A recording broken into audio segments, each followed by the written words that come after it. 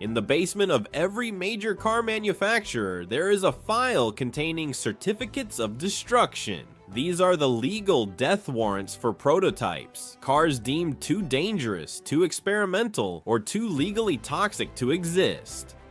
Usually the story ends in a hydraulic press, but tonight we are tracking the fugitives. These are 5 factory ghosts, cars officially recorded as scrap but smuggled out, hidden behind false walls, or buried in school buses to survive. We aren't just looking at old cars, we're looking at the paper trail of the most forbidden machines in Detroit.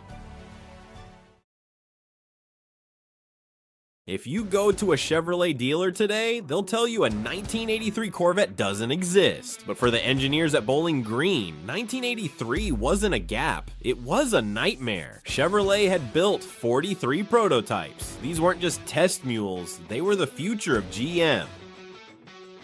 But there was a problem. The car wasn't ready. The new uniframe chassis was suffering from massive torsional flex, causing the removable targa tops to fly off and windshields to shatter under stress. On top of that, the 83 models failed California's strict emission certification. GM leadership was embarrassed. To protect the brand, they issued a total deletion order. The directive was clear. Every single 1983 Corvette was to be fed into the scrap metal shredder at the St. Louis plant or crushed on site at Bowling Green. We have photos of 42 of these cars being destroyed, but serial number 0001, finished in a striking white with a blue cloth interior, managed to pull off a vanishing act. It wasn't a glitch in the paperwork, it was a conspiracy.